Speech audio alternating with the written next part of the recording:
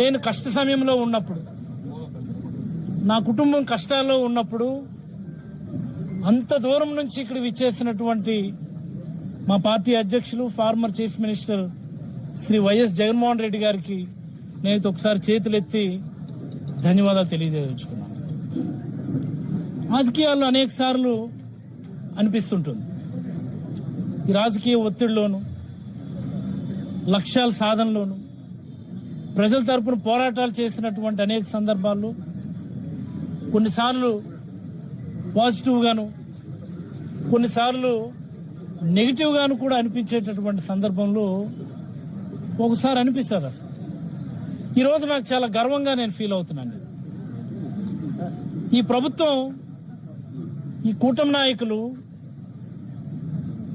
కూడబలుక్కొని ఒక యాక్సిడెంట్ని, ఒక సాధారణమైనటువంటి యాక్సిడెంట్ని నేరపూరిత హత్య అంటూ హత్యాయత్నం కేసులు పెట్టి జైలుకి నన్ను పంపించినటువంటి సందర్భంలో ఈ రాష్ట్రంలో ఆ చివరి నుండి ఈ చివరి వరకు కూడా ఉన్నటువంటి ప్రతి వైఎస్ఆర్ కాంగ్రెస్ పార్టీ కార్యకర్త గొంతెత్తిది అక్రమము అని చెప్పి మాట్లాడినటువంటి సందర్భం చాలా గర్వంగా అనిపించింది. Not only YSR Congress party, ఈ రాష్ట్రంలో రాజకీయాల్ని క్లోజ్ గా అబ్జర్వ్ చేసేటటువంటి అన్ని వర్గాల వాళ్ళు, ఉద్యోగ వర్గం, తటస్థ వర్గం, మేధావి వర్గం, రాజకీయాలను ప్రభావితం చేయగలిగేటటువంటి అన్ని వర్గాల ప్రజలు కూడా పిల్లల మీద రాజకీయాల, పిల్లలపైన కక్ష సాధింప, కుటుంబాలపైన కక్ష సాధింపని గొంతెత్తి మాట్లాడడం చాలా బాగా అనిపించింది నాకు. అసలు ఇంత పెద్ద కుటుంబం జగన్మోహన్ రెడ్డి గారు మాకు ఇచ్చారా అన్నటువంటిది ఈరోజు కల్లారా చూసిన తర్వాత చాలా గర్వంగా అనిపించింది నాకు. ఒక్క మాట చెప్పదలుచుకున్నాను నేను. గత నెల రోజులుగా అనేకమైనటువంటి డిస్కషన్స్, మేబీ నేను జైల్లో ఉండి చూడలేకపోవచ్చు, రకరకాల మార్గాల్లో ములాఖత్కు వచ్చిన వాళ్ళు ఇంకోటి వాళ్ళందరూ కూడా తెలియజేస్తూ ఉంటారు. దీనిపైన పెద్ద ఎత్తున చర్చ జరుగుతుంది, దీనిపైన అన్ని వర్గాల ప్రజలు మాట్లాడుతున్నారు. ముఖ్యంగా మత్స్యకార సామాజిక వర్గం బగ్గుమంటుంది.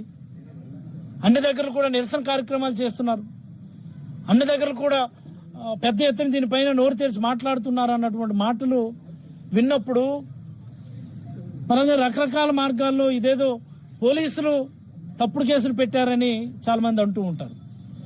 నేను దాంతో ఏకీభవించండి.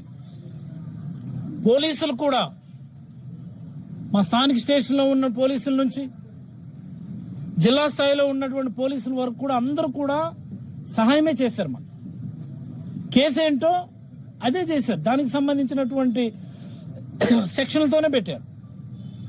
బట్ ఈ ప్రభుత్వం నా మీద ఏంటి, రాష్ట్రంలో ఉన్నటువంటి వైఎస్ఆర్ కాంగ్రెస్ పార్టీ నాయకులందరి మీద కూడా ఓ రకమైనటువంటి కక్ష కట్టున్నారు. అభద్రతా భావం వల్ల వచ్చినటువంటి కక్ష అది. రాజకీయాల్లో తొక్కేసి అనగదొక్కి మళ్లీ అధికారాన్ని చేజిక్కించుకోవాలన్నటువంటి ఆతృతతో చేస్తున్నటువంటి ఆకృత్యాల్లో భాగంగా జరిగింది. ప్రభుత్వం ఒక నిర్ణయం తీసుకొని ఆ నిర్ణయాన్ని ఖచ్చితంగా పోలీసులు ఇంప్లిమెంట్ చేయవలసిందే అన్నప్పుడు జరిగినటువంటి ఒక తప్పుడు కేసు తప్ప మరొకటి కాదని నేను భావిస్తున్నాను. లేకపోతే ఒక యాక్సిడెంట్ ని హత్యాయత్నం కేసులు పెట్టడం దేశంలో ఎక్కడన్నా చూసినాం మనం? ఇలాంటివి అనేక సందర్భాలు ఉన్నాయి మన జిల్లాలోనే. ఎమ్మెల్యేలు పిల్లలే చేస్తున్నారు. ఆ టైంలో ప్రభుత్వం ఎలా స్పందించింది? ఈ యాక్సిడెంట్ జరిగిన తర్వాత రోజునే మా నియోజకవర్గంలో ఒక యాక్సిడెంట్ జరిగింది, దానిలో ఎలా స్పందించింది? అంటే ఈ కేసు కోర్టులో ఉంది కాబట్టి దాని పూర్వపరాలు మాట్లాడడానికి మరి కొంత సమయం తీసుకుంటాను. కోర్టు పరిధిలో ఉన్నప్పుడు వాటి గురించి కామెంట్ చేయడం నాకు పెద్ద ఇష్టం లేదు. ఈ సందర్భంగా అంత దూరం నుంచి వచ్చి ఒక రోజంతా వెచ్చించి